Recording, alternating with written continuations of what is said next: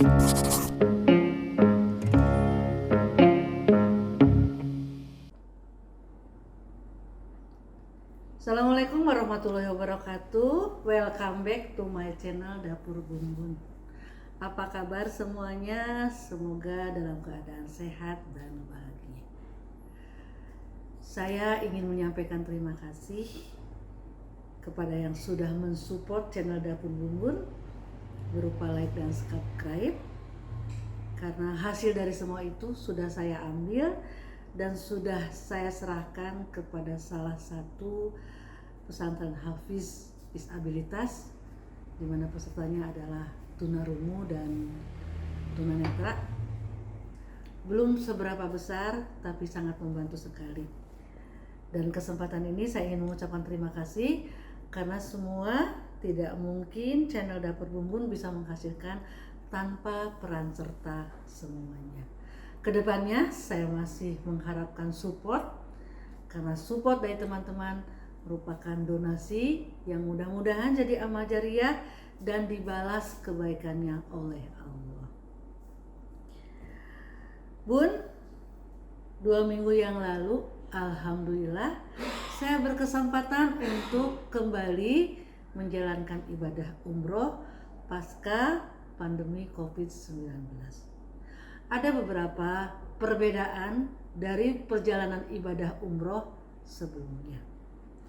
Ketika saya di sana, tiba-tiba ada teman menelepon, menghubungi dan bilang, "Bun, tolong dong oleh-oleh umrohnya ditulis jadi konten sehingga kita tahu dan punya gambaran kira-kira seperti apa." Oke, saya akan buat. Mudah-mudahan yang saya buat ini untuk yang mau pergi menjadi tambahan pengetahuan sebelum berangkat, untuk yang sudah pergi jadi remind mengenai kenangan manis ketika kita menjalankan umroh. Untuk yang belum berangkat, mari kita berdoa karena janji Allah adalah memampukan orang yang terpanggil. Insya Allah kalau hati kita terpanggil, maka Allah akan mengurus rezekinya.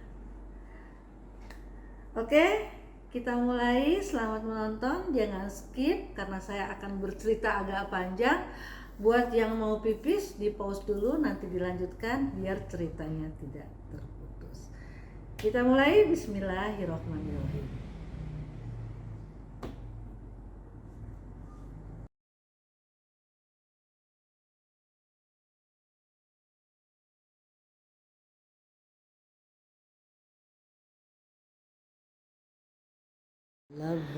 Memandang ibadah umroh atau haji ibarat memandang cakrawala luas yang tak bertepi. Banyak sudut pandang yang dapat memotretnya. Setiap orang memiliki persepsi dan pengalaman yang berbeda. Banyak hal atau kejadian yang perlu dipahami secara bijaksana dan bahkan juga ada yang menabrak batas nalar sehingga mengartikannya memerlukan keyakinan hati. Pandemi COVID-19 terjadi di seluruh dunia, tak terkecuali di negara Arab Saudi. Dua tanah haram, yaitu Mekah dan Madinah, tertutup selama 2 tahun bagi mereka yang ingin melaksanakan ibadah umroh dan haji. Ibadah di 2 masjid tersebut hanya diperkenankan untuk penduduk setempat, itu pun dengan protokol yang sangat ketat.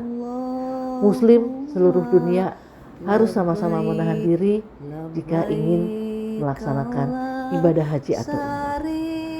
Alhamdulillah saat pandemi mulai menurun, kerajaan Arab Saudi kembali membuka kedua masjid itu untuk mereka yang ingin melaksanakan ibadah umroh dan haji. Nah, buat yang berencana umroh pasca pandemi COVID-19, ada beberapa hal yang harus diperhatikan agar ibadah menjadi fokus, khusyuk, dan aman. Beberapa hal yang harus dipersiapkan, pertama adalah perkuat iman dan takwa.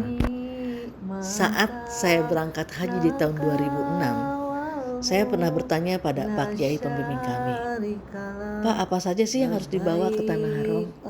Secara berseloroh, Pak Kiai menjawab bahwa di Makkah dan Madinah semua tersedia, bisa dibeli asal ada uang. Yang tak ada dan harus kita bawa adalah bekal iman dan takwa. Benar, bekal yang paling penting adalah bekal jiwa, yaitu iman dan takwa. Iman dan takwa tak ada ukurannya. Iman dan takwa sumbernya dari lubuk hati yang paling dalam, yang didorong karena ketaatan dan keyakinan. Dengan keimanan dan ketakwaan, ada penyerahan diri total kepada Yang Kuasa, sehingga tidak ragu lagi untuk melangkah. Yang kedua, pastikan badan kita sehat. Kenapa? Di Mekah dan Madinah sudah jarang yang menggunakan masker. Padahal yang datang adalah jamaah dari berbagai belahan dunia. Kita tidak pernah tahu bagaimana kondisi di pandemi di negaranya masing-masing. Oleh karena itu, salah satu jalan adalah perkuat ketahanan tubuh. Jadi, sebelum berangkat, latihan olahraga kecil, olahraga ringan. Kemudian juga minum suplemen dan pastikan bahwa kita sudah divaksin untuk membantu meningkatkan ketahanan tubuh. Kita tahu bahwa umroh adalah haji kecil yang banyak membutuhkan kekuatan fisik. Jadi ada yang hukumnya rukun, ada yang wajib, yang harus dipenuhi dengan tata cara yang harus diikuti. Contoh adalah tawaf dan sa'i. Itu benar-benar menguras fisik kita. Jadi iman yang kuat, hati yang ikhlas, fisik yang prima sangat dibutuhkan dalam melewati tahapan demi tahapannya. Proses napak tilas ke daerah-daerah peninggalan yang biasa dikunjungi oleh Nabi adalah sesuatu yang tidak boleh kita lewatkan. Ketiga, pilih travel umroh yang trusted. Agak memprihatinkan banyaknya pemberitaan mengenai adanya calon jemaah umroh yang tidak jadi berangkat karena travelnya tidak aman. Nah, sebelum ini terjadi, pastikan bahwa kita ikut travel umroh yang bisa kita percaya. Bagaimana caranya? Yang paling aman adalah pilih travel yang kita kenal pengelolanya atau travel yang direkomendasikan teman. Dalam arti, kita pernah menikmati pelayanan dari travel tersebut. Namun, kalau misalnya kita mau coba travel baru, apakah mungkin? Bisa juga, dan itu mudah saja untuk kita bisa menilai apakah travel itu bisa dipercaya atau tidak. Salah satunya adalah dengan mencari tahu siapa pengelolanya, di mana kantornya, terus juga bagaimana track recordnya. Track record ini bisa kita lihat dari jejaring media sosial yang dia pakai untuk promosi. Kita akan melihat kemana saja mereka memberangkatkan dan bagaimana review para peserta yang ikut dengan travel tersebut. Untuk kali ini pun saya menggunakan travel baru, yaitu Atta Mandiri. Alhamdulillah, tour leader yang ditunjuk meski masih muda, semangat melayaninya sangat tinggi dan mau belajar banyak. Mereka sangat mendahulukan kepentingan jamaah dan ini sangat kita apresiasi dan membuat kita nyaman dalam melaksanakan ibadah tersebut. Yang keempat, pilih paket umroh sesuai dengan kemampuan. Jadi biasanya kalau umroh itu ada beberapa paket yang ditawarkan. Ada paket 9 hari, ada 12 hari, ada 15 hari, dan 33 hari. Nah, untuk 15 dan 33 biasanya adalah paket Lailatul Qadar atau Full Ramadan. Kemudian juga sedikit informasi bahwa yang menentukan besaran biayanya banyak. Di antaranya adalah musim dari jadwal umroh tersebut. Untuk yang high season seperti musim libur, Ramadan atau tahun baru, itu biasanya harganya agak tinggi. Kemudian juga pesawat yang digunakan. Pesawat yang direct menuju Madinah atau Jeddah biasanya harganya berbeda dengan yang transit. Ada plus minusnya kalau kita menggunakan direct. Kalau direct artinya kita punya lebih banyak waktu untuk diharam. Sementara kalau transit artinya ada waktu yang memang dialokasikan untuk kita melakukan transit di suatu negara. Biasanya untuk Etihad itu transitnya di Abu Dhabi, untuk Emirat di Dubai, untuk Qatar di Doha, untuk Yaman biasanya di Sanaa. Kalau saya sih senang-senang aja bisa transit. Saya pernah transit di Doha, di Sanaa, di Abu Dhabi, di Dubai. Jadi saya bisa melihat situasi dari kota tersebut, meskipun yang saya lihat adalah kesibukan di bandaranya. Jadi nggak ada masalah.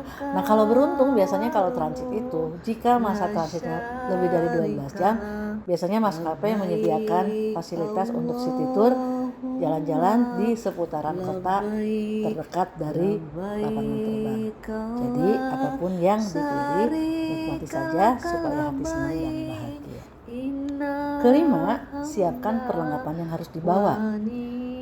Misalnya perlengkapan ibadah, pakaian, obat-obatan, dan banyak lagi. Tapi penjelasan lebih lanjutnya nanti akan dibahas dalam konten terpisah ya, karena banyak yang harus kita bawa. Keenam adalah manasik. Travel biasanya menyelenggarakan manasik. Manasik adalah sarana pembekalan pelaksanaan ibadah. Dalam kesempatan ini kita akan diinformasikan mengenai hal-hal yang penting yang harus dilakukan supaya sesuai dengan ketentuan. Kemudian juga akan diadakan sesi tanya jawab untuk masalah yang teknis dan non teknis. Biasanya dipandu oleh travel dan ustadz yang memiliki kredibilitas. Karena kualitas persiapan memberi pengaruh yang signifikan dalam membantu meningkatkan kualitas, maka manasik sama pentingnya dengan pelaksanaan ibadah itu sendiri. Jadi walaupun juga dilakukannya hanya 1 atau 2 kali saja, kita semestinya hadir pada acara manasik tersebut. Nah, itu adalah yang harus kita siapkan jika kita akan pergi umroh pasca pandemi COVID-19. Di atas semua itu, tetap yang harus kita dahulukan adalah berdoa. Semoga Allah memberikan keridhaan, kemudahan, kelancaran dalam beribadah dan kembali berkumpul dengan keluarga dalam keadaan sehat walafiat. Jadi jangan ragu dan khawatir, semua diawali bismillah, semua insya Allah aman dan kembali dengan alhamdulillah. Selamat menjalankan ibadah umroh, mabrur dan mabruroh. Terima kasih yang sudah menonton. Billahi taufiq wal hidayah. Wassalamualaikum warahmatullahi wabarakatuh.